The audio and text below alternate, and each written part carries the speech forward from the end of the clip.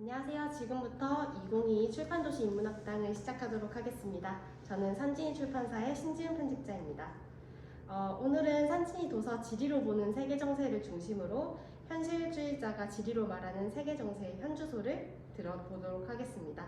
오늘 강연자는 지리로 보는 세계 정세의 번역자이신 정상천 선생님이십니다.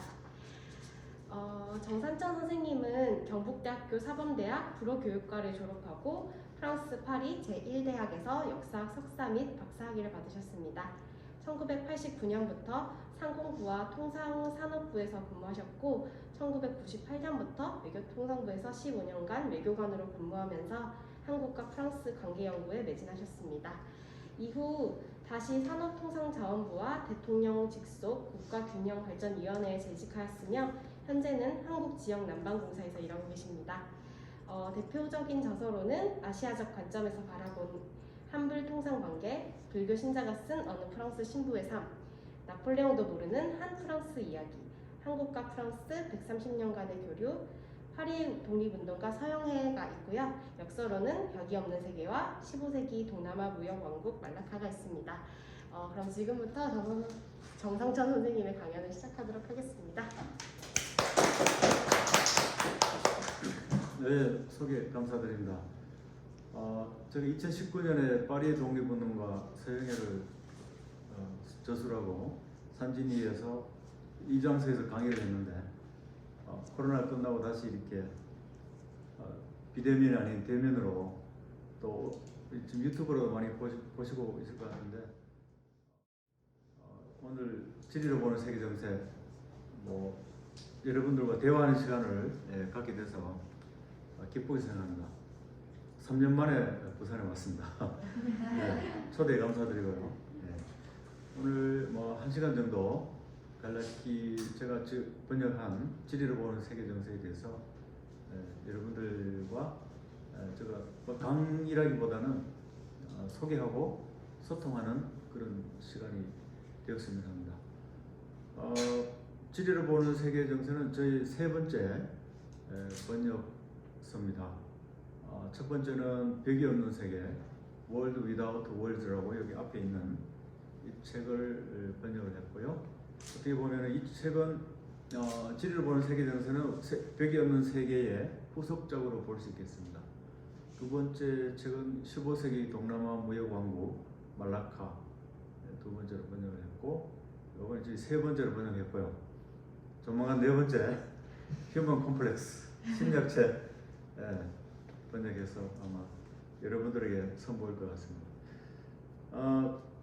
지리로 보는 세계 정세의 특징은 지금까지 국제 정치를 바라보는 시각이 미국 중심이나 유럽 중심으로 세계 정세를 보았다면은 말레이시아 외교관이 쓴 이 국제 정세에 관한 책은 제3세계의 입장에서 어떻게 보면은 오히려 더 객관적일 수 있어요. 예전에 19세기에 한국에 왔던 프랑스 외교관이 한 말이 있는데 한국 사람들은 20세기구나 그 세계를 보는 관점이 뉴스위크나 타임지를 통해서 세상을 보고 있다. 사실은 중동 문제를 보려면은 알자지라라든지 중동 방송을 통해서 중동 문제를 봐야 되는데 우리는 미국 CNN이나 이런 미국이나 영국 방송 BBC를 통해서 세계 정세를 보고 있다고 그렇게 좀 비평 아닌 비평을 한 그 문서를 본 적이 있는데 그런 점에서 이 책의 장점은 제3세기 시각으로 좀 더 공정한 시각으로 미국의 시각도 아니고 유럽의 시각도 아닌 시각으로 세계 정세를 보았다는 게 큰 장점이라고 생각합니다. 베를린 장벽이 1989년도에 붕괴가 됐죠. 그리고 이후에 이제 30년이 지났는데 여러분도 잘 아시는 바와 같이 지금 우크라이나 전쟁이 2월 달에 발발해서 지금 3개월간 지금까지도 계속 지속이 되고 있습니다. 이처럼 세계의 평화는 과연 영원한 것인지 꼭 전쟁이 발생을 하고 있습니다. 이 책에도 나와 있지만 베를린 장벽 붕괴 이후 30년 동안 이후에 세계는 더 평화로워졌는가. 그래서 세 가지 키워드로 국제 정치를 보고 있습니다. 재밌죠? 단순하면서도 핵심 키 포인트 같아요. 세계 정세를 보는 세 가지 키워드는 권력, 파워죠. 그다음에 지리, geography, 권력, 지리, 정체성, 아이덴티티입니다. 이 세 가지를 가지고 국제 정세를 보는 툴이고, 참고로 아이만 라시단 왕 이 저자는 말레이시아에서 17만 명의 팔로워를 가진 엄청난 인플루언서고, 저는 팔로워가 거의 없습니다. 이번 기회를 통해서 좀 팔로워가 좀 생겼으면 좋겠고, 독자 여러분들이 또 이 지리를 보는 세계 정세에 대한 관심을 더 가질 수 있는 그런 계기가 되었으면 좋겠습니다. 자, 목차를 보시면은 여기 목차 저 소개는 했기 때문에 간단히 넘어가고요. 총 50개의 장으로 챕터로 구성이 되어 있습니다. 이 책은.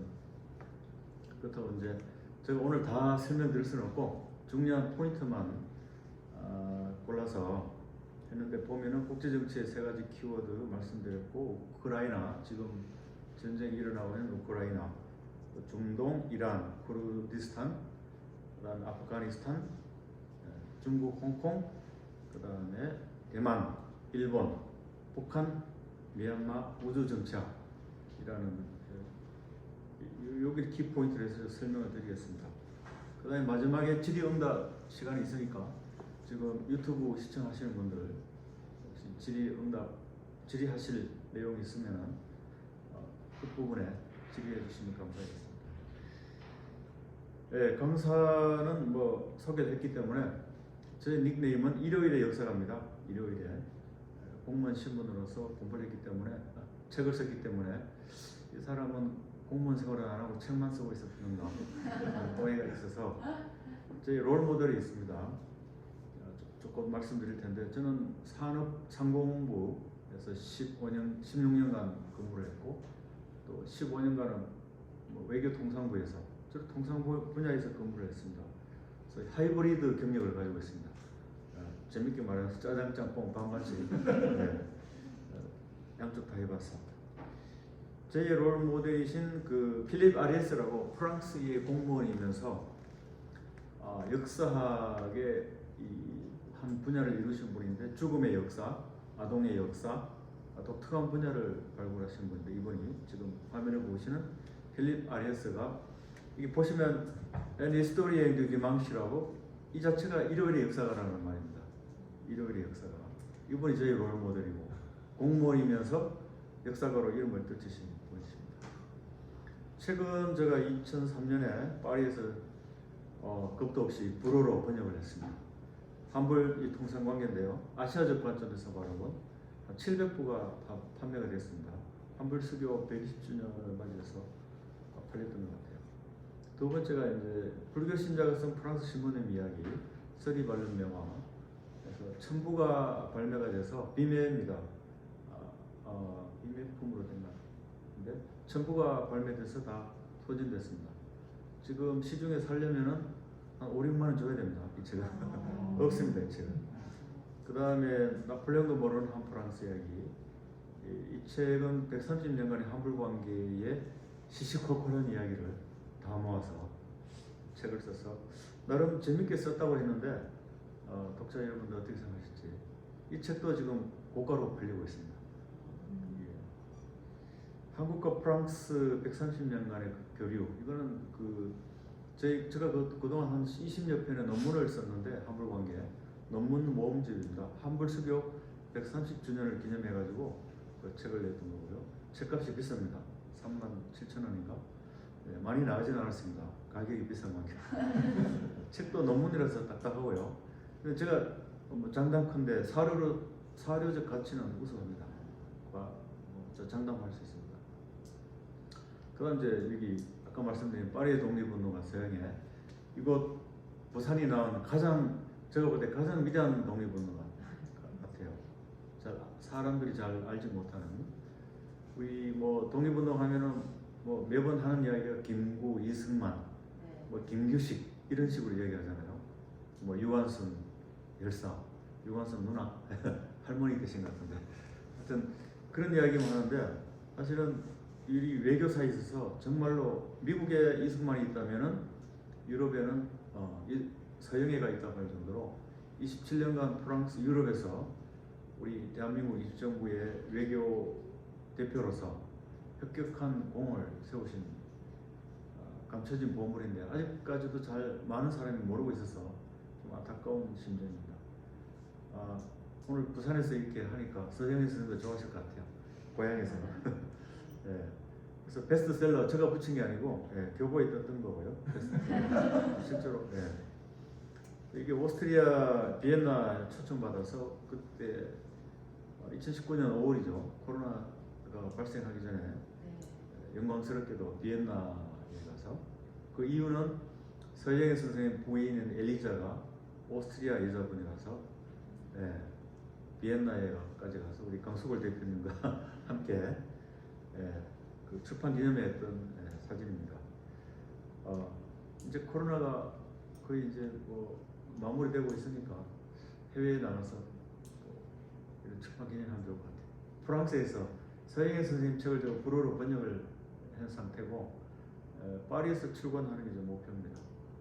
우리 산진이 관계자분들과 프랑스에 가서 출판 기념회를 하시더라고요. 아까 말씀드린 벽이 없는 세계, 지금 지리로 보는 세계 정세의 뭐 1탄이고 이게 이제 후속작입니다. 이 원문은 World Without Words 이렇게 해서 나와 있고요. 이게 이제 위대한 말레이 왕들의 연대기인데 번역은 말라카, 15세기 동남아 무역 왕국 말라카 이렇게 해서 얼마 전에 대구에서 세계 가스 총회가 열렸는데 그게 말레이시아 대표단이 왔더라고요. 페트로나스라고. 제가 갈 때 별 관심 안 보이다가 저 책이 말레이어로 번역이 됐다. 그리고 제가 말레이시아 책을 3권 번역했다. 그러면서 서영회 선생님이 그 이야기가 말레이어로 번역된 거를 찾았어요. 보여주니까 저하고 사진 찍자고 난리 났습니다. 사진 찍자고. 이렇게 어떻게 말레이어로 이렇게 번역이 책이 되냐고. 저도 아주 기뻤습니다. 나중에 말라카 한번 가고 싶어요. 한 번도 못 가봤는데 아름다운 도시더라고요. 그러니까 네덜란드 식민지였고 나중에 뭐 영국 식민지기도 하고 계속 식민지였었죠.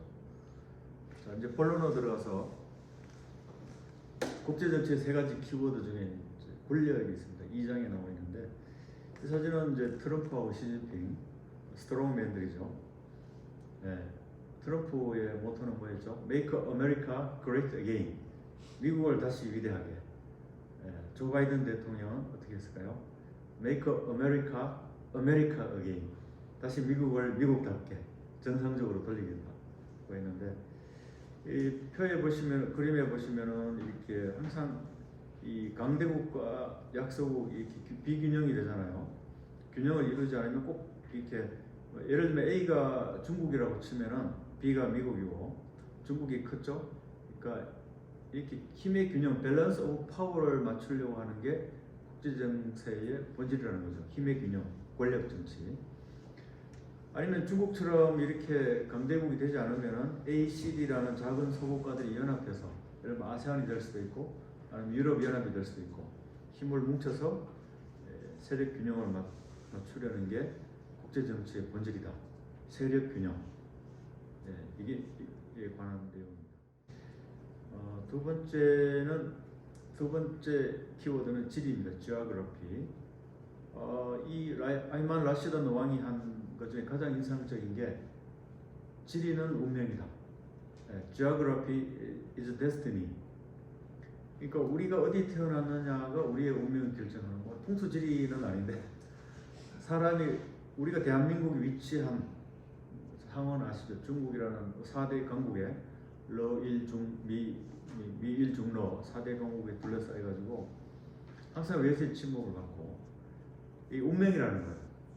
어떻게 보면 우리는 대양 세력과 그 대륙 세력과 해양 세력 그 사이에 끼어 있기 때문에 양쪽이 다 영향을 받았던 거죠. 거꾸로 말하면 우리가 힘이 강대해지면 양쪽으로 다 뻗어나갈 수 있는 장점이 있는 것입니다. 지금이 그런 시기가 아닌가. 우리가 그 세계에서 차지하는 경제 비중이 9위죠. 경제력이 9위고 엄청납니다. 지금 각 국제 회의를 하면은 대한민국 대표도 안 들고 우리 서로 러브콜이 많습니다. 꼭 참석해달라고. 그 다음에 이번에 조 바이든 대통령이 왔을 때도 윤석열 대통령에게 IPEF 태평양 경제 포럼, 이코노믹 포럼 프레임워크에 참여해달라고 할 정도로 이번에 참여하기로 결정을 한 것 같아요. 그 결정이 중국 정부의 어떤 의구심을 일으키지 않았을까도 생각되는데, 물론 대통령께서 말씀하셨죠. 이건 중국 견제용도 아니고 그냥 동맹국가로서 우리의 역할을 하는 거고 중국에 나쁜 영향은 없을 거라고 말씀하셨습니다. 사진에 보시면은 더치하고 벨기에에 버퍼존이 있고, 항상 유럽의 역사를 보면은 프랑스하고 독일은 그 앙숙이라고 하죠. 적대적인 관계. 예전에 중국에도 그랬죠. 원교 근공이라 가까운 데 있는 나라들하고는 적이 되고, 우리 한일 관계처럼 먼 곳에 있는 나라들하고는 친구가 되는, 이상이 그렇게 되어 있더라고요. 그래서 프랑스와 독일 간에 이 적대적 관계에 이렇게 버퍼존이 튼튼할 때는 전쟁이 일어나지 않았는데, 더치하고 벨기에가 네덜란드죠. 더치가 이게 만약 약해지면은 이제 침략을 서로 전쟁이 일어나는 거죠. 그리고 오른쪽에 이 사진을 보시면은 프랑스는 그 오스만 제국하고 동맹을 맺고, 그러니까 독일하고는 합스부르크 왕국하고는 그 왕조하고는 적대적인 관계였지만은 요 하나 떨어져 있는 오스만 제국하고는 동맹 관계였고, 독일은 또 오히려 사파위 왕조라는 사파위 왕조하고 또 동맹을 맺는 그런 관계입니다. 그 다음에 미국하고 UK, 영국이죠. 이렇게 대륙 아틀란티시즘이라는 것은 미국과 영국, 유럽과의 신성 관계를 말하는 건데, 이거는 아이덴티티상 같은 앵글로색슨종이기 때문에 이렇게 서로 물론 대륙이 멀리 떨어져 있죠. 서로 친밀한 관계를 유지하고 있는 것 같습니다. 그래서 나라의 위치가 어디냐에 따라서 친구가 되기도 하고, 국제정세에서 적대 국가가 되기도 하고. 중국은 과거 오랫동안 우리를 속국으로 생각을 했었죠. 근데 우리가 5,000년 역사 이래 최초로 반도체, 철강, 조선, 화학을 통해서 중국에 큰 소리 칠 수 있는, 그리고 93년도에 한중 수교를 통해서 친구 국가로 된 거죠. 그동안 좋은 관계를 유지해 오고 있습니다.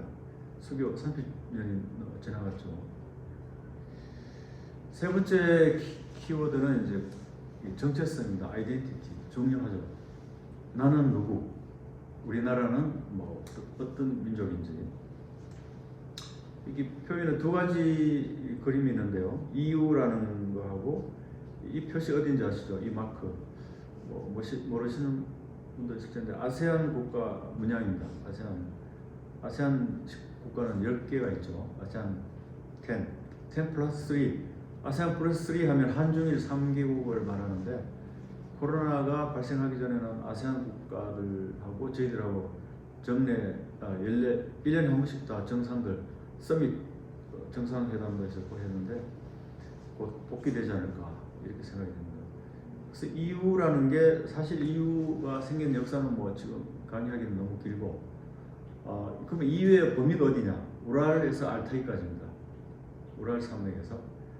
그러니까 터키가 계속 EU에 가입하려고 노력을 했는데 끼워주지 않았죠. 그러니까 결국은 친러적으로 돌아가 버린 거예요. 터키는 항상 케말 파샤 아타투르크죠. 투르크의 아버지 케말 파샤 이후에 세속주의로, 히잡에는 이런 거 쓰지 않습니다. 터키가 보시면 좀 세속주의적으로 했는데, 지금은 오히려 원리주의, 근본주의로, 이슬람 근본주의로 돌아서고 있는 그런 걸 보이고 있죠. 그래서 아이덴티티에 문제가 있는 거예요.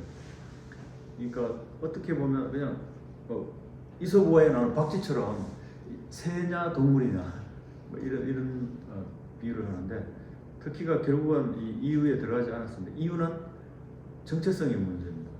이슬람 국가지 않습니까? 이슬람인데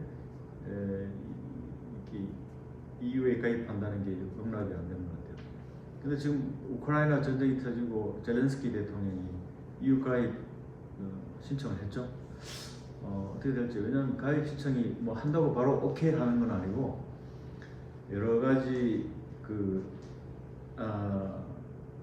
절차가 많아요. 제가 볼 때 뭐 한 길게는 3년 뭐 이렇게 걸리는데 셀레자키 꼬미너테르라고 유럽 연합이 형성되는 과정의 모든 그런 조건을 맞추어야 가입이 되는 거예요. 인권이라든지 뭐 경제 규모도 그렇고 시장 개방도 그렇고 전쟁 났다고 도와주기 위해서 뭐 적극 EU 가입 오케이 이렇게 할 수는 없는 상황이고, 그 다음에 오른쪽 아세안 국가들도 아세안 센트럴리티라는 게 있죠. 아세안 중심주의, 또 아세안 커넥티비티, 아세안 연결성.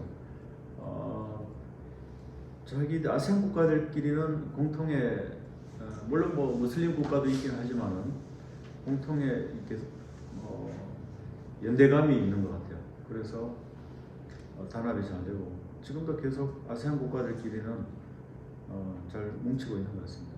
지금 뭐 앞으로 우리 경제가 그 베트남, 인도네시아, 미얀마까지 확장될 것 같아요. 경제적으로도 더 성장이 될 것 같고 앞으로 우리의 그 미래는 경제적인 미래는 아세안에 있지 않을까. 그래서 문재인 대통령 때도 신남방 정책을 했고 그 정책은 차기 정부, 현 정부에서도 계속 이어나가야 될 그런 신남방 정책, 그런 정책인 것 같습니다. 그 다음 우크라이나, 지금 한창 전쟁 중이고 얼마 전에 이근 대위 전투 중에 부상을 당해서 돌아왔는데 외교부에서 그 위헌법을 위반해서 갔기 때문에 모종의 어떤 법적인 조치가 있을 거라고 하는데 궁금합니다. 어떤 조치가 있을지. 우크라이나 인구는 4,500만, 많죠. 우리 한국의 인구가 5,200만인가요? 북한 인구가 2,500만. 다 합치면 한 7,500만 정도 되는데 어쨌든 우크라이나 인구는 남한 인구보다 좀 작은데 면적은 엄청 큽니다. 한반도 남북 합친 거에 3.5배니까 엄청 큰 나라입니다. 부러운 나라죠. 예전에 그 러시아 제국 시절에 2721년부터 1917년까지 러시아 제국 시기에 러시아 제국 일부였죠. 그레이트 러시아, 대러시아가 지금의 러시아고, 리틀 러시아, 소러시아로 작은 러시아. 그 말로루스라고 하는데 말로 적다는 말이거든요. 작은 러시아가 지금 우크라이나고, 백러시아는 지금 벨로루스라고 하는데, 이게 세 개가 사실 한 몸으로 이렇게. 사실 모스크바에서 키우까지 거리는 850km밖에 되잖아요. 가까운 거리죠. 푸틴으로서도 우크라이나가 그 나토에 가입하려고 하니까 과거에 소련이 그 쿠바에다가 미사일 기지, 미국의 목전까지 미사일 기지를 설치하는 것처럼 위기감을 느꼈죠. 그래서 푸틴도 마찬가지였을 겁니다. 우크라이나가 그 나토에 가입한다는 것은 벨로루스와 좀 3개밖에 남지 않았더라고요. 대부분 CIS 국가가 붕괴가 되면서 다들 뭐 EU에 가입하고 나토에 가입, 바르샤바 조약이 없어지면서 나토에 가입한 그런 상황이었죠. 그래서 제가 볼 때 푸틴은 나름 사실 뭐 트럼프처럼 Make Russia Great Again, 다시 위대한 그 러시아의 영광을 되찾으려고 사실 뭐 국민적인 인기도 높죠. 보니까 러시아 국민들의 지지율이 뭐 80%가 넘더라고요.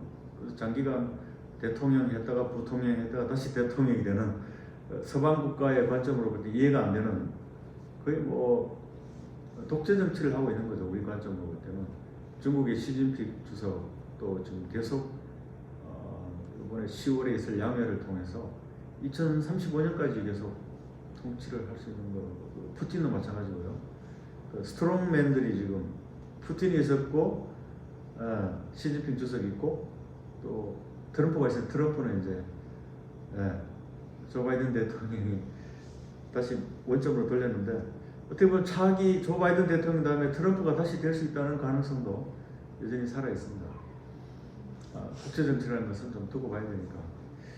그래서 우크라이나가 제정 러시아가 1917년에 붕괴되면서 독립을 했죠. 독립을 했다가 1921년에 소비에트 연방에 의해서 다시 정복을 당하고 그렇게 했다가 1991년에 독립을 했습니다. 이때 러시아 통치 기간 중에 홀로도모르라는 대기근이 있었습니다. 그때 한 600만 명에서 800만 명이 굶어 죽었습니다. 그러니까 이 우크라이나 사람들은 사실 민족이 다르죠. 우크라이나 언어가 다르고 근데 대부분 러시아가 공용 언어는 아니지만 대부분 이해를 하고 있대요. 우크라이나어가 있고 우크라이나 민족이 있고 그러니까 러시아에 대해서 정말 나쁜 감정을 가지고 있죠. 600만에서 800만이 굶어 죽었다는 것은 상상도 할 수 없는 그런 많은 숫자가 소련의 집단 농장 체제에 의해서 그런 아픈 역사적 기록이 있습니다. 그래서 보시면 2013년에 빅토르 야누코비치 대통령이 이 친EU 정책을 폐기하고 EU와의 재협정을 폐기하고 러시아하고 가까워지려고 했어요. 관계를 강화하겠다고 하니까 유로마이단 시위가 일어났습니다. 그러니까 친유럽 시위죠. 이게 시위가 발생하니까 푸틴이 2014년에 잘 아시는 러시아의 세바스토폴 항구가 있는 크림 반도를 침공했죠. 그러니까 서방국 세계의 러시아에 대한 제재는 2014년부터 시작이 됐습니다. 역사가 오래됐죠. 그런데 이번에 우크라이나 전쟁이 터지면서 거의 모든 관계가 단절됐죠. 은행, 금융관계, 무역관계, 그 다음에 가스, 석유 수입도 지금 중단이 된 상태입니다. 그래서 지금 우리나라 상황이 어렵죠. 에너지 가격이 거의 2배가 돼가지고 되게 좀 경제적으로 어려운 상황입니다. 물가가 엄청 올라가죠. 물가가 지금 엄청 많이 올라가고 있습니다. 우크라이나의 서쪽은 지금 키예프가 아닌 키우라고 하죠. 키예프 서쪽은 이제 친유럽 쪽이고 동쪽 돈바스 쪽은 도네츠크 인민공화국, 루안스크 인민공화국이 있는데 그 사람들은 거의 친러주의자들입니다.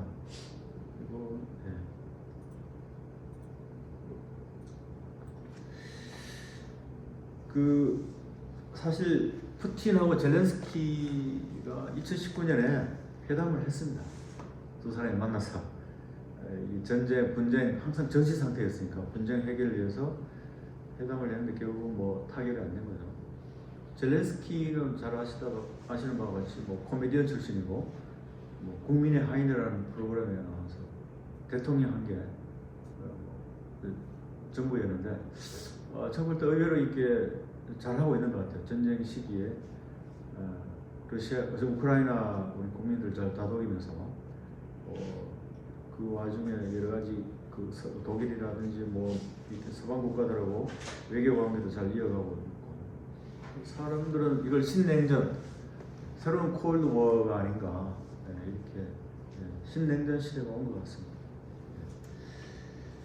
비틀을 말하시나요? 제가 산업부에 근무할 때 저희 강의 특징은 많은 사람들이 잠을 잘 주무시더라고요. 카타르, UAE, 이란 목소리가 단조로워서 아나운서 목소리가 다 2번씩 다녔습니다. 어머니한테 뭐라고 했었고 중동에 나오는 목소리라서 ASMR은 사람들의 막연한 중동이 과연 어디서 어디까지 중동인지 미들 이스트인데 불어는 모아엥 오리앙 해가지고 똑같은 말입니다. 우리는 어디죠? 대한민국 파리스입니다. 극동입니다. 유럽적 관점이죠. 극동이에요. 아주 저쪽 far east라고 극동에 해당되는 유럽 중심주의죠. 네, 세상을 보는 관점이. 그러니까 서쪽으로는 이집트가 있고요. 여기 보시면 이집트가 있고 동쪽으로는 이란이 있고 북쪽으로는 터키가 있고 또 남쪽으로는 예멘 여기 안 보이는데 그 사우디 이 아라비아 반도 제일 끝에 아주 조그마한 나라가 예멘입니다. 남북이 저희 지금은 남북이 분단된 유일한 나라지만 그 전에는 예멘이 남예멘, 북예멘으로 나뉘어져 있었습니다. 여기 이렇게 하는 불리는 게 전통적인 중동이었고 보통은 이제 북아프리카 국가도 있죠. 메나 국가라고 하는데 메나라고 합니다. 그 학술 회의 때도 주로 메나 국가를 하는데 여기는 중동 국가 플러스 리비아, 튀니지, 알제리, 모로코. 특징은 뭐죠? 대부분 불어 식민지, 프랑스 식민지 국가입니다. 저는 튀니지는 가봤네요. 이쪽에서. 다음에 모로코를 한번 가보고 싶습니다. 카사블랑카 아니야? 탕헤르 수도는 탄지에입니다. 탕헤르가 있는. 그 다음에 많은 사람들이 헷갈리는 게 아프가니스탄과 파키스탄이 있는데 중동 국가로 생각하는 사람이 많아요. 학생들이 시험 문제로 낼 것 같은데 중동인 국가가 아니고 외교부에서도 남아시아 국가로 분류하고 있습니다. 중동이 아닙니다. 무슬림 국가이긴 하지만 자 오늘날의 중동은 서구가 만든 작품이죠. 종교적 정체성이나 어떤 혈통에 기반한 인종 집단이 아닌 인위적으로 이 선을 프랑스, 영국 이런 서구 일강들이 뭐 아프리카도 마찬가지지만 자로 재듯이 지도 보시면 아시지만 이렇게 이런 국경선이 있죠. 이렇게 또 그러다 보니까 중동 문제의 근원은 여기서부터 시작합니다. 인종과 언어가 기반하지 않은 획일적인 금긋기를 해서 나라가 나누어졌기 때문에 아프리카 총 몇 개 국가요? 56개 국가일 겁니다. 그 많은 나라들이 인위적으로 그냥 갈라놓은 거죠. 그래서 중동에서 민주주의가 험로를 겪고 있는 요인입니다. 사실 민주주의라는 것도 뭐 서구의 유물이긴 하죠. 사실은. 자, 이란은 제가 3번을 가봤습니다. 98년도에는 그 서울에서 테헤란까지 직항이 있었습니다. 지금은 뭐 프랑크푸르트라든지 뭐 터키로 이렇게 경유를 해서 가는데 그때 98년도에는 서울에서 바로 갈 수 있었어요. 참 편했는데 그 당시 가보니까 테헤란 시내에 다니는 자동차의 3분의 2는 기아 프라이드 차였습니다. 네. 그러는데 제가 2015년 박근혜 대통령 가실 때 가보니까 우리나라 차는 거의 사라지고 없고 중국 차, 프랑스 차 이런 차들이 다니고 있더라고요. 좀 아쉬웠습니다. 그동안에 그 미국의 이란 제재 기간 동안에 중국 기업들이 많이 들어왔죠. 그 다음에 그 호메이니가 젊었을 때 망명 갔을 때 프랑스에 가 있었어요. 프랑스에 가 있다 보니까 프랑스 정부가 가까워진 거죠. 이런 내용은 저의 그 경험으로 나오니까 책에서는 볼 수 없는 내용들인데 이란에 대해서 사람들이 잘 모릅니다. 호론 글로벌의 정영훈 전무가 쓴 책이 좋은 책이 있습니다.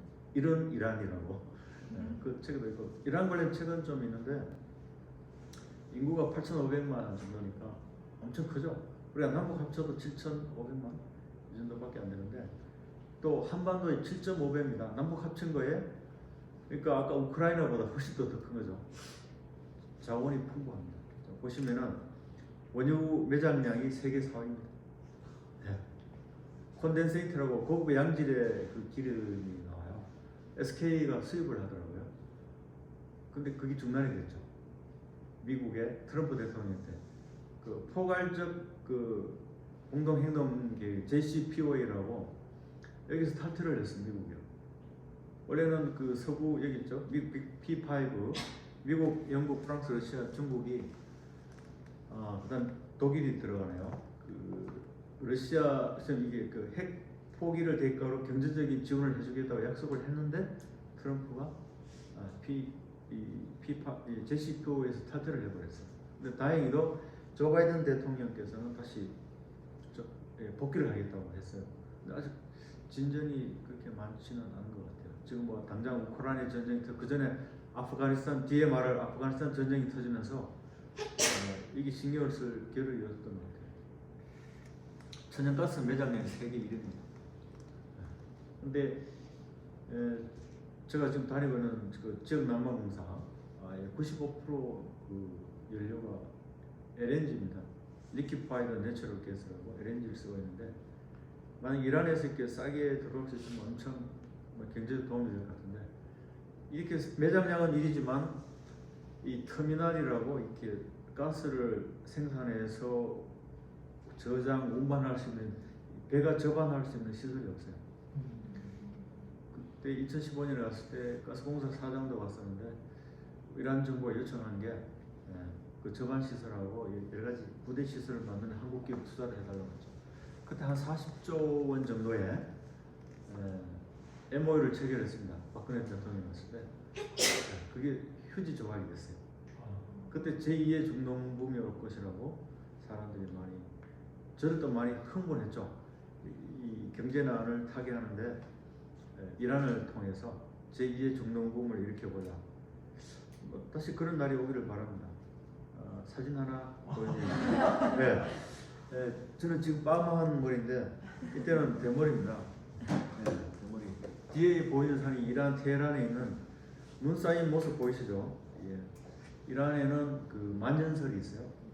스키도 탈 수 있습니다. 언제든지 이 높은 산에 가서 뒤로 보이는 이게 까만 옷 입은 이렇게 여성들은 이렇게 부르카 전체 복장을 이렇게 다 가리고 이조 시대 때 우리 여성들이 다 이렇게 덮어 쓰고 나면서 우리하고 공통점이 좀 있어요.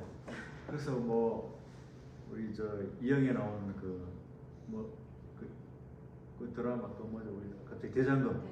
대장금과 주몽 이런 영화들이 잘 되는 이유가 다 보면 이렇게 가지고 나오고 옛날 조선시대 때 소매를 보이면 안 돼요. 소매 이상의 여성들은. 그래서 그런지 그런 드라마들이 인기를 많이 끌었어요. 여자들 이렇게 멀리서 찍으면 모르는데 가까이서 찍으면 안 됩니다. 이게 이란의 테헤란의 모습입니다. 눈 쌓인 모습. 중동에 눈이 있으라고는 상상이 안 되시죠. 그다음에 쿠르드족 이야기인데요. 쿠르디스탄, 쿠르드족의 땅, 나라. 인구가 3천만 명이나 되면서 나라가 없는 민족입니다. 비극의 나라인데 제가 근무했던 2007년에 근무했던 뉴질랜드 같은 경우는 인구가 460만 명. 엄청 작죠. 부산이 지금 얼마인가요? 300만. 부산보다 조금 많은 인구가 뉴질랜드 인구입니다. 근데 땅덩어리는 뉴질랜드가 남북 합친 거에 1.5배. 그러니까 사람이 그리운 곳이죠. 땅은 넓고 사람은 없고. 근데 쿠르드족은 인구는 이렇게 많은데 나라가 없어요. 지정학적 이유가 있죠. 나중에 보여드리겠습니다만은 중동에서 아랍인, 그다음에 페르시아인, 이란이죠. 그다음에 터키인에 이어서 네 번째로 많은 민족인데 나라가 없습니다. 과거에 많은 강대국들이 약속을 했는데 약속을 지키지 않았어요.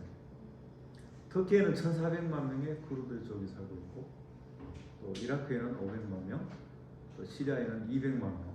많죠. 200만 명도 엄청 많은 숫자입니다. 싱가포르가 70만 명인데 한 나라가. 그래서 쿠르드족 속담에 친구는 없고 산만 있다. 그러니까 다들 배반을 한 거예요. 일강국들이. 영국도 약속을 했지만 배반을 하고 미국도 나라 세워주겠다고 했는데 이렇게 강대국들의 배신으로 나라가 없습니다. 이게 사진에 보시면은 쿠르드 땅이 되게 넓어요. 근데 이게 걸쳐져 있고 터키, 시리아, 이라크, 이란 이렇게 둘러싸여져 있어요. 서로의 그 국가적 이익을 위해서 이렇게 분리 독립하는 걸 바라지 않는 거죠. 이런 위치에 있습니다. 그리고 다른 나라들 보면 다 이렇게 뭐 석유도 나고 하지만 이게 산악지대라 가지고 뭐 자원도 없습니다. 자, 그다음에 아프가니스탄이군요. 아프가니스탄은 뭐 잘 아시지만 미국이 거의 20년 동안 전쟁을 벌였던 곳이죠. 제국 주위 국가들의 무덤, 제국의 무덤이라고 했죠. 과거에 뭐 영국이 들어갔었고 소련이 들어갔었고 그 람보 영화에 많이 나오는 아프가니스탄 소련군에 대항해서 람보가 싸운 또 미국이 또 2001년에 가서 그 작년 8월에 철수하기까지 20년간 전쟁을 했습니다. 그러니까 베트남 월남 전쟁은 미국이 8년 전쟁이었는데요. 65년부터 73년까지 20년간 아프간에서 그 수렁이었죠. 그러다 보니까 뭐 엄청난 그 물적 지원, 뭐 군사적 지원, 경제적 지원을 했는데 저는 아쉬워요. 그 공항에서 피난하는 모습, 피난할 때 또 폭파 사건이 일어났고 많은 사람이 죽었죠.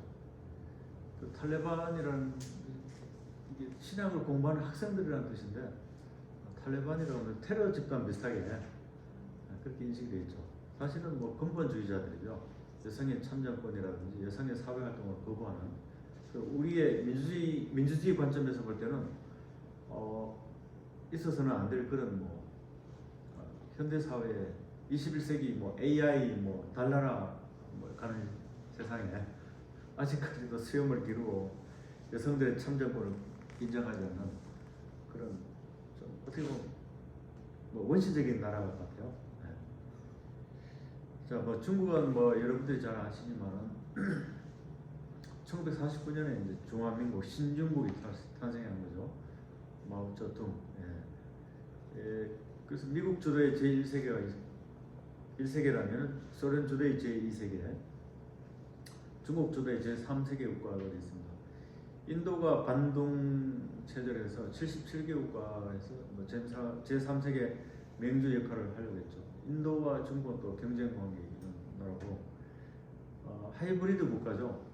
그 정치 체제는 그 공산주의인데 경제 체제는 또 어떻게 보면 되게 그 자본주의보다 더한 중국 상인들 상수로 아시죠? 뭐 유태인 이 뺨치는 그런 자본주의적 특색을 가지고 있어요. 하이브리드 국가라고 되어 있는데 제가 파리에서 그 에나라고 국립행정학교 시험 칠 때 94년도에 질문이 이거였어요. 한중수교는 우리가 92년에 했잖아요. 1992년에 하고 제가 94년에 파리 갔을 때 에나에서 물어본 그 질문이 자, 중국은 정치체제는 뭐 공산주의고 경제체제는 민주주의를 자본주의를 지향하는데 이게 작동할 수 있을 거냐고 물어봤어요. 제가 대답을 뭐라고 했는지 잘 기억이 안 나는데 뭐 작동할 거라고 생각했겠죠. 어쨌든 뭐 작동 잘 했죠. 근데 미국이 사실은 러시아에 소련에 대항하기 위해서 중국을 끌어들인 거죠. 닉슨 대통령의 그 핑퐁 외교를 통해서 그 중국을 최초로 인정한 국가는 프랑스입니다. 중공 당시 드골 대통령의 자주 외교, 드골리즘 1968년도에 인정을 했고. 그래서 아까 우리 파워 국제 정치에서의 그 키워드 중에 힘의 균형, 힘이라 했죠. 권력 정치라고 했는데 중국이 이제 또 떠오른 거예요. 빅2라고 하죠. 빅2. 미국과 중국. 그래서 중국이 자기들은 빅2라는 말을 잘 인정을 안 하려고 하는데 우리 때 좀 다른 국가들은 그렇게 보고 있죠. 사실은 뭐 빅2죠. 중국이 이제 아까 말씀드린 대로 이제 세력 균형에 대해서 이게 투키디데스의 함정이라고 꼭 이렇게 약속과 강대국이 떠오르면서 전쟁이 일어난다고 했죠. 그래서 항상 중국과 미중 간에 지금 경쟁이 벌어지고 있지만 사실 지금 러시아하고 전쟁하고 있지만 나중에 지금 중국하고는 뭐 사실 경제 전쟁이 벌어진 거죠. 경제 전쟁이 벌어지고 있습니다. 중국이 이제 1대1로 정책, 원벨트 원로드 정책, 이따이루 정책을 펼쳐서 계속 서방으로 진출하고 있죠. 거기에 대한 대응으로 그 오바마 대통령 때 피보트 아시아 회귀 정책을 했죠. 아시아로 돌아오는 그런 정책을 했고, 근데 과거에 지금 시진핑 주석이 하려고 하는 게 과거의 영광 실크로드죠. 해상 실크로드와 그 육상 실크로드인데 과거의 그 한나라의 영광을 되찾으려고 하는 거죠. 또 선문이 순원이 우자공화라고 오족공화, 예를 들면 한족만 있는 게 아니고 중국의 만주족, 몽골족, 무슬림, 그다음에 티베트인까지 하시는 조선족도 있죠. 중국의 소수민족 구성이 되어 있죠. 그 화합을 이렇게 중국몽이라고 들어봤죠. Make China Great Again이죠. 다시 중국을 위대하게. 중국의 꿈은 시진핑 주석이 이야기하는 것처럼 중화민족의 위대한 부흥을 외치고 있습니다.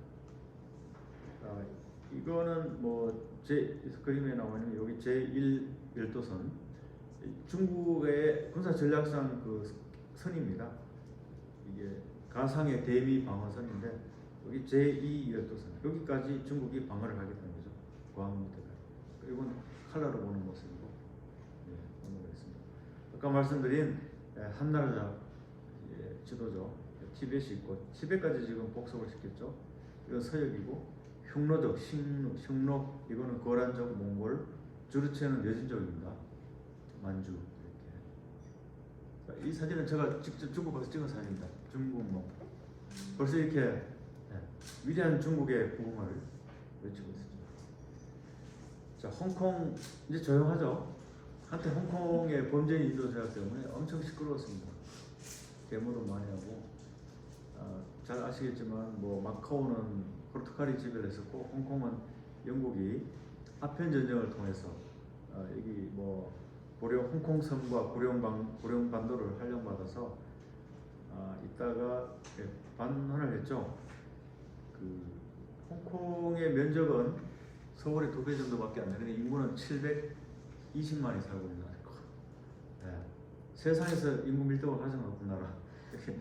1km에 6,000명이 거죠. 1제곱킬로미터에. 잘 아시는 바와 같이 뭐 2018년에 그 홍콩 출신의 남녀가 대만에 놀러 갔다가 자기 여자친구를 죽였죠. 그래서 이 반환하는 문제 때문에, 속지주의로 따지면 영국은 대만에 있는 그 범죄인을 데려올 수 없어요. 근데 중국이 그거를 법을 바꿔서 데려오려고 했죠. 그러다 보니까 중국의 반체제 인사들이 두려워했던 게 그런 식으로 강제로 이 본토로 중국으로 또 데려갈 수 있는 그런 계기가 되지 않을까 해서 반대를 했던 거고, 홍콩 사람들 되게 그러니까 우월감이 돼. 옛날에 그 포 드래곤 4마리 용해를 했죠. 아시아 경제권, 홍콩, 싱가포르, 대만, 한국이 4마리 용이었어요. 불어로 까트르 드라곤이라고 하는데 4마리 용. 자존심 되겠어요. 저 국제회의에 가서 홍콩 사람 만났는데 어디서 왔냐고 물으니까 홍콩 이러더라고요. 그냥 홍콩이 아니에요. 홍콩. 어깨에 힘이 들어가지고. 홍콩 보시면 이렇게 선모돼 있고요. 이렇게 God Save the King. 아직도 영국에 대한 향수가 있는데 영국의 왕이 사실은 상징적인 통치자죠. 시위할 때 막 쓰러지는 모습이죠. 기억나시죠, 여러분들도? 많은 사람이 뭐 잡혀가고 이렇게 뭐 홍콩 민주화, 이게 이 범죄인 인도자에게 민주화 운동을 변질려 버린 거죠. 민주화 운동을 해서 지금은 뭐, 그래서 미국의 트럼프 대통령 때 홍콩에 대한 특별 대우를 없애버렸습니다. 미국으로 이민을 온다든지 뭐 금융 고려한다든지 우대 조치가 없어졌죠. 자, 대만 잘 아시죠? 중국이 대만을 침공할지도 모른다고 그런 이야기도 있습니다. 제가 볼 때 쉽지 않은 이야기죠. 또 바이든 대통령이 한국에 가서 이야기했죠. 만약에 그런 사태가 생기면은 미국이 개입할 것이다. 뭐 대만은 뭐 과거에 중국 영토가 아니었죠. 청나라 때 17세기에 청왕조가 점령을 했고, 또 네덜란드 식민지였고, 포르모사라고 아름다운 섬이라는 뜻이죠. 포르모사. 지금 뭐 공식 명칭 차이니즈 타이페이입니다. 공식 명칭은. 또 일본의 복속이 됐다가 45년에 반환이 되고, 그렇게 됐고, 또 그 미국이 1979년에 대만과의 관계를 끝내고 중국, 본토 중공과 외교 관계를 설립했고, 우리나라는 92년도에 했을 때 청천백일기가 내려 서울에 있는 그 명동에 중화민국 공화국기가 내려오고 많이 울었죠 사람들이. 그때 대만에 있던 우리 외교관이 칼 맞았어요. 네. 단교를 한다니까 칼을 맞았어요. 네. 그런 사태도 있어요. 대만산 뭐 거리가 가깝습니다. 예. 자 이제 거의 다 끝나가는 것 같아서 마무리. 일본하고 끝내도록 하겠습니다. 일본의 연호는 계속 메이지, 다이쇼, 쇼와, 헤이세이 이렇게 왔는데 지금 연호를 아시는 분 잘 없죠? 영화입니다. 레이와 이게 초춘영월 기수풍화라고 만년집이라고 만년집에 나오는 건데 이 특징이 뭔가 과거에 일본이 천황이 이렇게 즉위를 하면은 그 중국의 고전 문구에서 따왔는데 메이지라든지 헤이세이라든지 평성 이번 특징은 그 자기들 내셔널리즘의 부활이죠. 그러니까 전쟁할 수 있는 국가로 되는 보통 국가로 지금 아베 총리가 추천했고 총리 이름도 그 아베 신조에서 그러니까 신조 아베에서 아베 신조로 바꾼 거죠. 이렇게 다시 전쟁할 수 있는 국가. 우리 식민지를 당했던 우리 국가들은 한국은 되게 좀 긴장을 하고 있죠. 전쟁할 수 있는 국가로 전쟁할 수 없는 국가에서. 그래서 방위청을 방위성으로 청이라는 것은 차관급이고 성이라는 것은 성은 이거는 장관급이죠. 성이니까 어떤 국어주의가 지금 발굴을 하고 있습니다. 그래서 뭐 여러분도 잘 아시지만 뭐 독도 분쟁도 있고 중국하고는 조도 생각국 러시아는 또 쿠릴류도 분쟁이 있습니다. 이상 뭐 간략하게 설명했는데 잘 안 주무시고 잘 들으셨는지 모르겠습니다. 네. 혹시 질의 응답 질문 응답 있으시면 알려주시면 제가 말씀하시죠. 유튜브에 질문 댓글이 하나 올라와서 읽어드릴게요. 예. 선생님께서 보시기에 중국과 미국 예. 둘 중에 지금 우리가 더 친해져야 할 나라를 하나만 꼽으라면 어디를 추천하시겠어요? 라는 질문이 올라왔습니다. 그 말은 아빠가 더 좋아, 엄마가 더 좋아. 똑같은 질문입니다. 정말 똑같은 질문이에요. 우리 뭐 안미 경중이라 그래요. 안보는 미국하고 경제는 중국하고 하겠다고 했는데 양자택일하라고 한 결단을 지금 시진핑 주석이 이야기, 조 바이든 대통령이 한국에 오니까 특히 IPEF 가입하려고 하니까 한 가지만 선택하고 비슷하게 학술회의 할 때 항상 하는 질문입니다. 과연 우리의 입장은 어디에 해야 되는지 다 중요합니다. 사실 엄마도 좋고 아빠도 좋고 정답이죠. 우리는 앞으로도 그렇게 가야 될 것 같아요. 미국, 중국과 균형자적인 외교 그 지혜를 우리 과거 조선시대 때 서희 그 장군이 강동 육주를 찾아온 것처럼 말 몇 마디로 그래서 국립외교원에 가도 서희상이 있습니다. 우리 외교를 잘한 선조들이 있으니까 어느 하나를 선택의 문제가 아니죠. 함께 가는 문제죠. 그 외교력을 발휘해야 되지 않을까. 되게 외교적인 발언을 했습니다. 디플로매틱 랭귀지라고 외교적인 발언. 또 뭐 질문 있으시면 예. 아무래도 그 지리로 보는 세계 정세인 저희가 한국이기도 하고 예. 한국의 얘기가 있다면 좀 더 들어보고 싶은 한국도 한국에 대한 평가가 있었죠. 문재인 대통령의 대북 정책에 대한 평가, 또 그러니까 북한 이제 끝내지 못했는데 시간 관계상 북한 문제도 중요한 소재였고, 그 입장도 보면은 아주 객관적으로 잘 평가를 해놓은 것 같아요. 우리 한국 정부의 고민, 북한을 뭐 개방했으면 하는데 김정은 위원장이 잘 따라주지 않고 있고, 특히 문재인 대통령이 노력을 많이 했죠. 뭐 3번의 정상회담도 하고 하노이 또 싱가포르 또 미국하고 정상회담도 했지만 결국 노딜 하노이 노딜이 되어버렸죠. 그 이후로 뭐 남북 관계, 북미 관계가 뭐 경색 국면에 있습니다.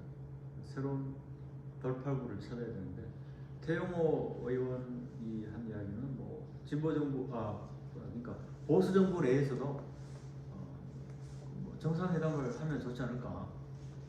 뭐 조건 없이 만나다 보면 또 사람 일이니까 서로 돌파구와 대북 뭐 경제 지원을 할 수 있고 아니면 백신 제안했지만 아직 답이 없는데 백신도 뭐 지원하고 했으면 좋겠어요.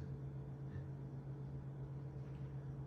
또 다른 뭐 질문 네. 그 지리로 보는 세계의 저자 선생님도 그렇고 정상선 선생님도 그렇고 공정한 시각을 중시하시는 것 같은데요. 예. 그래서 아까 그 중동 문제를 보려면 중동의 시각에서 봐야 된다라는 말씀에서 크게 공감을 했습니다. 네. 그런 식으로 한 나라의 문제를 보려면 그 나라의 시각도 반영을 해야 되는 것 같은데요. 예. 지금 현재 우크라이나랑 러시아 전쟁이 한창이잖아요. 네. 근데 그 각국에서는 다들 자기 측의 선전을 위해서인지 그 측의 기사를 쏟아내서 뭐가 진실이고 뭐가 좀 더 사실적인지 알고 싶어도 알기가 어려운 상황입니다. 그래서 좀 더 정확한 사실을 알려면은 이 경우에는 어떤 방식이 있는지 혹시 정확한 사실을 알면 예. 조금 더 객관적인 네. 판단을 할 수 있다면 어떤 방법이 있을지 궁금합니다. 예, 좋은 질문 감사합니다. 그 항상 싸움의 상대편은 각자 이유가 있고 다 논리가 있고 합당한 이유가 있어요. 그러니까 젤렌스키 대통령은 뭐 나토도 가입하고 EU도 가입하려고 했고 아까 말씀드린 대로 푸틴은 그걸 용납할 수 없는 사람. 그러니까 국익이죠, 국익. 젤렌스키 대통령이 했던 것은 우크라이나의 국익을 위해서 한 행동이고 푸틴 대통령이 했던 것은 러시아의 국익을 위해서 한 거죠. 국익과 국익 추구가 충돌을 한 건데 다행히도 뭐 그때 일론 머스크가 그 우주 그러니까 인터넷 제공을 전쟁 중에 가능하게 해가지고 지금 우크라이나 전쟁 어떤 전쟁보다도 전 세계 국민들이 가장 정확하게 그 내용을 보고 있어요. 네, 다행히도. 그러니까 아까 그 내재적 접근이라고 하죠. 우크라이나 문제는 우크라이나 시각에서, 러시아 문제는 러시아 시각에서 보는 게 입장에서 보는 게 그 내재적 접근이라고 하거든요. 내재적. 그래서 사실 뭐 아까 말씀드린 대로 푸틴은 충분히 이유가 있는 거예요. 지금 전쟁하는 와중에도 푸틴의 인기는 여전히 80%가 넘고 있어요. 뭐 젤렌스키로 뭐 또 서방 세계 지원을 받고 결국은 제가 볼 때는 이건 러시아와 우크라이나 전쟁이 아니고 러시아와 미국과의 전쟁이에요. 가장 덕을 뭐 무기도 그렇고 뭐 서방 국가들이 오히려 덕을 보고 있는 것 같아요. 미국이 가스라든지 석유 가격이 오르고 지금 전 세계에서 뭐 오일 셰일 가스라든지 미국이 엄청나게 생산을 하고 있으니까 이 국제 어떤 정치적인 목적이 좀 뭐 이런 이야기하면 비난을 받을 수도 있지만 이거 미국의 국익을 위해서는 물론 전쟁이 빨리 끝나야 되겠지만은 장기화 될 수 있을 가능성이 있을 것 같아요. 제가 볼 때는 뭐 한 10월 정도까지 결국은 푸틴이 물러나든지 아니면 돈바스까지만 차지하고 좀 휴전 선언을 하는 가능성이 가장 유력한 지금 플랜이거든요. 아까 말씀드렸잖아요. 우크라이나 땅이 우리보다 한 5배 더 크니까 남북 한반도에 뭐 돈바스 정도 떼어줘도 어차피 크림반도 점령해버렸잖아요. 더 크림반도 넘어가고 어차피 친러 그 지역이니까 그 넘어가고 그 선에서 타협해서 결론을 맺지 않을까. 제가 점쟁이는 아닙니다만 제가 공부한 바로는 그렇게 끝날 것 같아요. 서로에게 피해가 되고 많은 사람이 죽어나가고 있고 전쟁은 있어서는 안 되죠. 어떤 형태로든. 근데 전쟁이 일어났잖아요. 이게 현실입니다. 왜냐? 국익 때문에. 러시아는 러시아의 국익, 우리는 우크라이나의 국익. 그래서 저는 전쟁이 가급적 그 정도 선에서 끝났으면 좋겠어요. 돈바스 점령하고 그냥 휴전하는 걸로. 예. 어떻게 될지 궁금합니다. 저도. 질문 감사합니다. 조금 개인적인 질문인데 아까 그 별명으로 일요일의 역사가라고 네, 일요일의 하셨잖아요. 역사가. 네, 네. 그래서 혹시 되게 이렇게 강연을 들어보니까 굉장히 지식이 많으신 역자분이 굉장히 지식이 많으신 것 같은데 지식이요? 일요일에는 혹시 어떤 일을 하면서 역사가의 삶을 보내시나요? 솔직히 일요일은 시골 가서 텃밭을 일구고 있습니다. 아니 뭐 공부도 하죠. 네. 고향에 내려가서 한 130평 되는 텃밭을 일구면서 주경야도 밤에는 공부합니다. 열심히 공부하고 책 읽기를 좋아하고 책을 예전에 일주일에 무조건 저 보든 안 보든 5권씩 빌려서 봤어요. 네, 5권씩 안 보더라도 빌려서 갔어요. 그 제가 그 국립세종 그 도서관에 자문위원으로 있습니다. 네, 책을 제일 많이 빌려가요. 이 사람이 누구지? 네, 일단 저는 빌려봅니다. 그러다 보니까 도서관을 자주 가다 보니까 되게 책을 많이 읽게 돼요. 책을 갖다 놓으면 읽게 됩니다.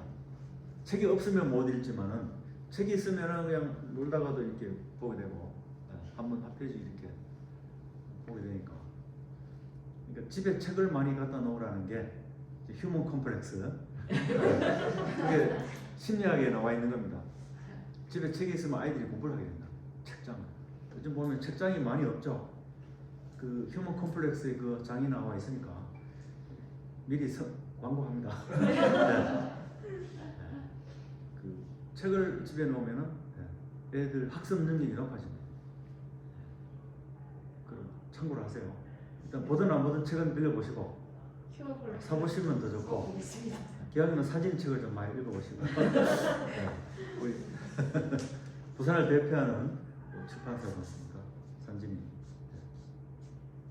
또 다른 뭐 질문? 하나만 더 여쭤보고 싶은데 아까 중동 얘기를 해주셨고 또 중동에 관심이 많다고 하셨잖아요. 네, 중동 팀장을 했습니다.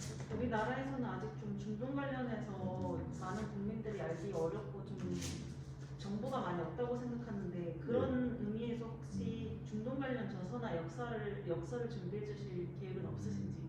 뭐 제안이 온다면은 한번 또 중동 역사도 좀 해보고 싶네요. 기존에 출판된 것도 좀 있긴 있죠. 외대 뭐 아랍어과에서 나온 것도 있고, 몇몇 대학의 중동 연구센터도 있고, 아산 뭐 연구재단이 거기도 뭐 중동 센터도 있고, 곳곳에 뭐 많이 있습니다. 그래서 기회가 되면은 제가 이 책을 번역하게 된 것도 다 제가 하고 싶어서 했던 건 아니고 인연이 닿아서 네, 파리 독립운동가 서영계 선생님과 저희 인연이 맞아서 했던 거고 이 책도 그 인연으로 다시 또 이 말레이시아 책을 번역하는 또 인연을 또 앞으로 어떤 인연이 닿아올지는 저도 모르겠어요. 기대됩니다. 항상 설레이는 마음으로 어떤 책을 또 번역하게 될지 번역가 작가 선생님 번역가 좋더라고요. 이제 공무원 퇴직도 했고 그리고 나이에 관계없이 계속 할 수 있는 게 번역하고 책 쓰고 이런 일인 것 같아요. 큰 돈은 안 되지만 인문학적 정서를 함양시킬 수 있는 삶의 지혜를 주는 그런 책을 쓰고 읽고 그러고 싶습니다. 또 뭐 다른 질문? 예. 그 책에는 우주 정치학, 사이버 정치학, 중고 정치학, 환경 정치학 4가지가 들어가 있는데 예, 그걸 빠뜨렸네 그죠? 네, 아까 목표에서 봤을 때는 우주 정치학만 들어가 있더라고요. 예. 4개 중에 우주 정치학을 선택하신 이유가 있으신가요? 보니까 이번에 바이든 대통령이 와서 윤석열 대통령하고 오산에 있는 우주 전략 사령부죠. KAOC, Korea Air and Space Operations Center, KAOC죠. 아직 우리나라 우주 사령부는 없습니다. 2030년에 우주 사령부가 만들어질 겁니다. 그러니까 벌써 미국에는 우리 누구죠? 돌아가신 대통령 누구 대통령이죠? 배우 했던 갑자기 기억이 안 나네. 레이건 대통령 때 스타워즈라고 우주전쟁 그때부터 해서 우주 사령부를 만들었는데 조지 부시 W 부시 대통령이 없애버렸죠. 폐지하다 다시 이제 창설이 됐고 일론 머스크도 화성에 시민제를 건설하겠다고 하고 지금 우주 작전관은 있더라고요. 국방부에 대령 1명, 중령 6명, 소령 3명, 과가 있어요. 대령이 과장이죠. 나중에 이제 2030년에 우주 사령부를 만들 계획이에요. 그 나로호 지난번에 실패했잖아요. 발사하려다가 작년 10월 20일에 실패했는데 6월 15일 날 2차 발사 예정입니다. 이번엔 성공할 겁니다. 네, 100% 성공할 거예요. 왜냐하면 단점을 다 보완했기 때문에. 그래서 우리가 이제 세계에서 1톤 이상의 그 중형급 실험 위성을 쌓아 올린 나라는 러시아, 미국, 프랑스, 중국, 일본, 인도 6개 국가밖에 없어요. 그럼 우리가 7번째 국가가 되는 거죠. 그래서 이 항목을 우주 정치학, 아스트로폴리틱스라는 걸 넣었습니다. 이제 우주로 나가자. 우주소년 아톰 아세요? 우주로 나가야 돼. 이제 우주 시대입니다. 좁은 한반도를 넘어서 우주로 나가시죠. 뭐 다른 또 증상. 됐습니다. 예. 자, 경청해 주셔서 감사합니다. 예.